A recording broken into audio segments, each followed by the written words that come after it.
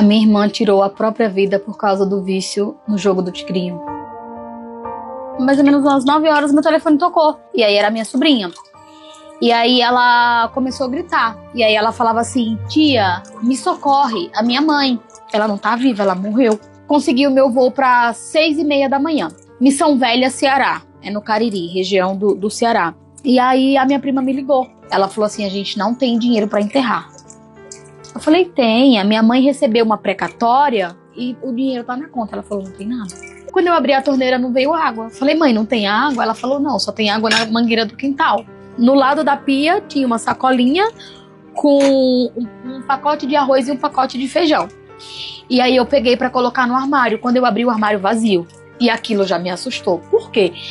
A prioridade da minha casa nunca foi trocar móvel. Sempre foi comida. Passei pelo aquele momento de ver ela no caixão e me perguntar, já não era mais a minha irmã, porque o rosto não era o mesmo, a cor não era a mesma. Ela já estava completamente diferente. Quando a gente terminou de velar, de enterrar, minha prima sentou e falou assim: agora eu preciso falar com você.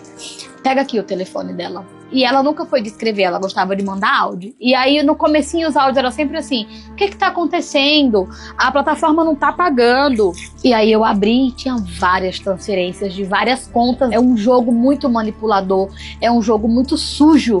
E aí em outubro ela mandou assim: eu tive um ganho de 50 mil reais, mas o valor sumiu.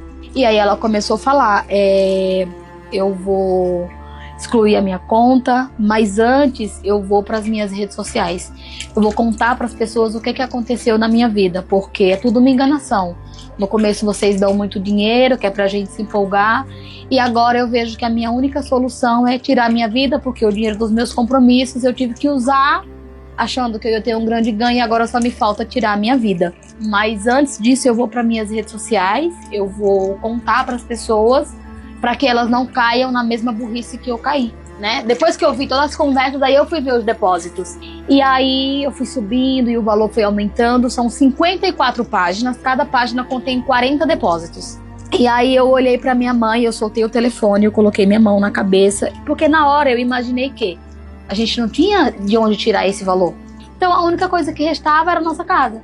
E aí a minha mãe falou: o que foi? Eu falei: mãe, ela vendeu nossa casa. Foram 9 pessoas que fizeram o empréstimo. A minha mãe deve mais de 600 mil reais. Ela mesma, eu não sei quanto ela deve, porque eu não cheguei a ter acesso aos bancos dela.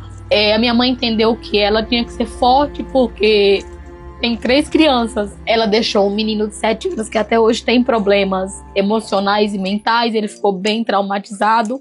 Ele entrou em casa, pegou um pacote de bolacha, uma garrafinha de água, foi pra igreja, assistiu a missa, depois foi pro cemitério. E a minha mãe tinha costume de todo final de semana ela ir e levava ele com ela. Então ele aprendeu o caminho do túmulo. E aí ele deitou lá no túmulo, pegou a água, pegou a bolacha e começou a conversar com ela. Tinha mais ou menos uns 15, 20 dias que ela tinha morrido. E aí ele falava assim: mamãe, eu vim trazer água e bolacha, porque já tem muito dia que a senhora não vai em casa, eu acho que a senhora tá com fome e com sede. E aí o pessoal começaram a ver ele, e foi chegando todo mundo e ficando em volta. E ele lá, deitadinho, sol quente, e ele conversando: mamãe não vai voltar pra casa, não?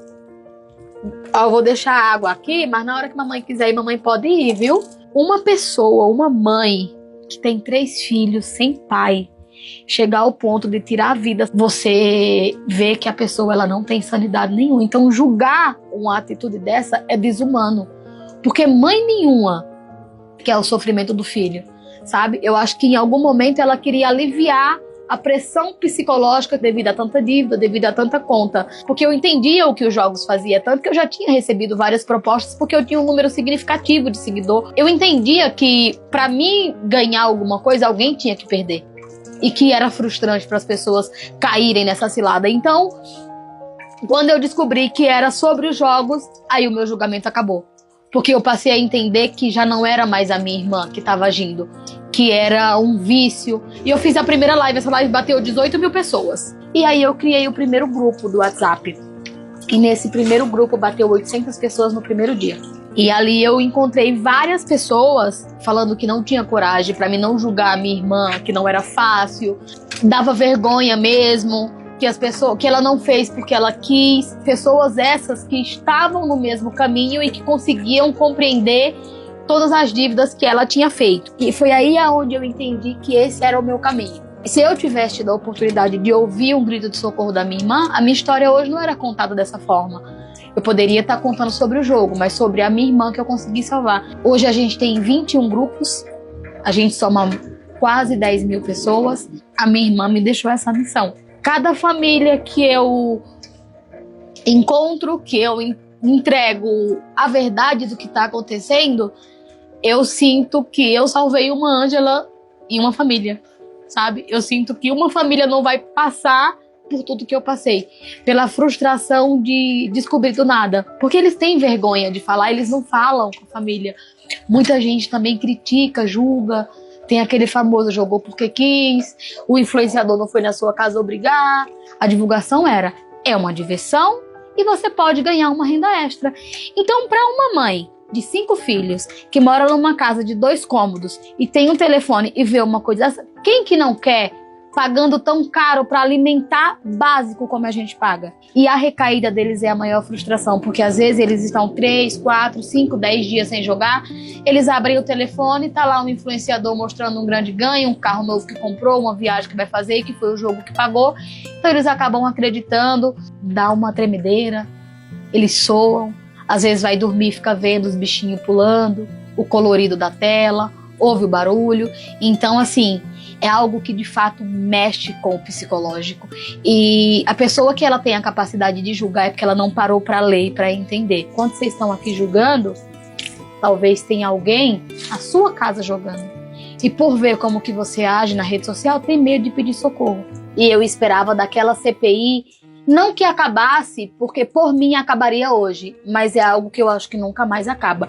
Mas eu imaginava uma regulamentação que acabasse com as divulgações, que é o maior fator da recaída, e ver o Senado, sabe? As pessoas que fazem um juramento, que pedem o nosso voto dizendo que vão nos proteger, glorificando e defendendo uma pessoa que contribuiu para tanta pobreza, quando a população mais pobre estava acreditando que viria dali, daquele Senado, um mínimo de resposta. Mas eu me senti humilhada. A forma como debochavam da situação, das histórias, como era dito.